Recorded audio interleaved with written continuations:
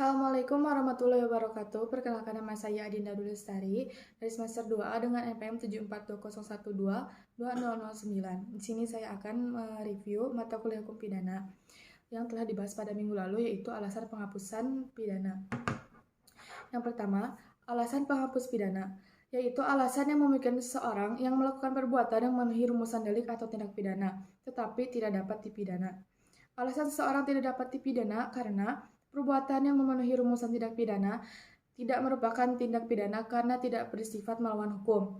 Lalu perbuatan tersebut tidak dapat dikualifikasikan tindak pidana sehingga pelaku tidak dapat dimintai pertanggungjawaban karena tidak ada kesalahan. Yang terakhir, kesalahan atas dasar itulah doktrin atau ilmu hukum membedakan atas alasan pembenar dan alasan pemaaf. Lalu ada penjelasan tentang alasan pembenar, yaitu alasan yang meniadakan sifat moral hukum dari perbuatan, sehingga menjadi perbuatan yang dibenarkan. Alasan pembenar terbagi dalam satu, pembenar umum terdiri dari daya paksa atau keadaan darurat diatur dalam pasal 48 KUHP. Yang kedua, bela paksa diatur dalam pasal 49 KUHP. Yang ketiga, melaksanakan perintah undang-undang diatur pada pasal 50 KUHP.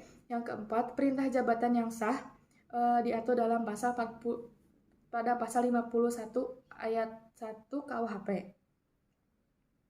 Selanjutnya, ada alasan pembenar khusus terdiri dari doktrin dan para saksi yang menghadiri perkelahian tanding pada pasal 186 ayat 1 KUHP. Kedua, pencemaran demi kepentingan umum atau karena terpaksa untuk membela diri pasal 310 ayat 3 KUHP. Yang terakhir ada yang dihina dengan putusan hakim yang terjadi tetap dinyatakan bersalah atas hal yang dituduhkan diatur pada pasal 314 KUHP. Terus yang ketiga ada pembenar di luar undang-undang. Yang pertama ada hukum disiplin dari orang tua atau guru. Yang kedua, kewenangan jabatan dari dokter, apoteker, atau penyelidikan ilmiah. Yang terakhir ada fungsi negatif dari sifat melawan hukum material. Misalnya Ares Hogerat tentang dokter Hewanjo, putusan MA tentang Markus Effendi. Selanjutnya ada alasan pemaaf, yaitu alasan yang meniadakan kesalahan pelaku tindak pidana, sehingga pelaku yang melakukan perbuatan yang melawan hukum tidak dapat dipidana karena tidak ada kesalahan. Alasan pemaaf terdiri dari alasan pemaaf umum, yaitu ketidakmampuan bertanggung jawab pada pasal 44 KUHP, daya paksa dalam arti sempit pada pasal 48 KUHP, yang ketiga, bela paksa yang melampaui batas pada pasal 49 ayat 2 KUHP, yang keempat, perintah jabatan yang tidak sah pada pasal 51 ayat 2 KUHP. Lalu selanjutnya, alasan pemaaf khusus. Mempersiapkan atau mempelancar perubahan ketatanegaraan dalam arti umum pada pasal 110 ayat 4 KUHP, penarikan kembali pembujukan untuk melakukan kejahatan pasal 163 KUHP, ayat 2 KUHP. Yang ketiga, tidak melaporkan kepada yang berwajib atau yang terancam apabila ada kejahatan yang tertentu. Pada pasal 166 KUHP, pencurian antara suami istri. Pada pasal 367 ayat 1 KUHP, insubordinasi tidak jadi. Pada pasal 464 ayat 3 KUHP. Alasan pemaaf di luar UU yaitu tidak ada kesalahan sama sekali atau taksi. Yang kedua, alasan peniadaan pidana putatif. Selanjutnya ada daya paksa atau overmatch.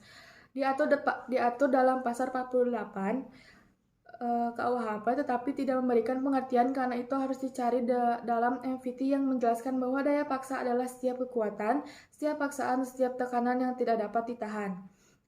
Keadaan waktu daya paksa dibedakan dalam yang pertama daya paksa absolut, yang kedua daya paksa relatif.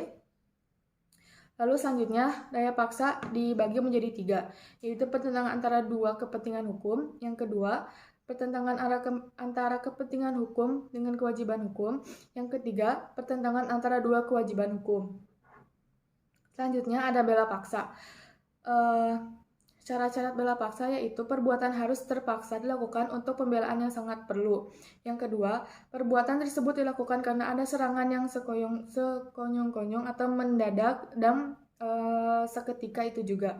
Yang ketiga, Pembelaan itu hanya dapat dilakukan untuk kepentingan hukum yang ditentukan secara limitatif, yaitu A. Terdiri dari orang lain dan diri sendiri. Yang kedua, kehormatan kesusilaan sendiri atau orang lain. Yang ketiga, harta benda sendiri atau orang lain.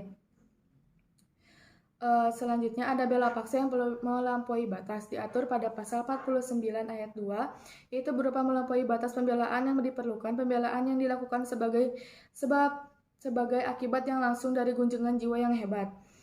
Selanjutnya, melampaui batas pembelaan yang diperlukan dapat terjadi karena alat yang digunakan dalam pembelaan atau cara pembelaan terlalu keras, misalnya yang menyerang memukul dengan sepotong kayu, yaitu yang diserang memukul kembali dengan sepotong besi. Yang diserang sebetulnya dapat melarikan diri atau mengelak dari ancaman serangan, tapi dia lebih memilih pembelaan. Selanjutnya, melaksanakan ketentuan undang-undang. Disebut juga wet legal worship yang diatur dalam pasal 50 KUHP.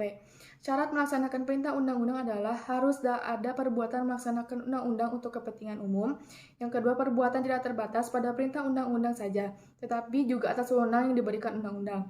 Yang ketiga, perbuatan harus patut, wajar, dan masuk akal.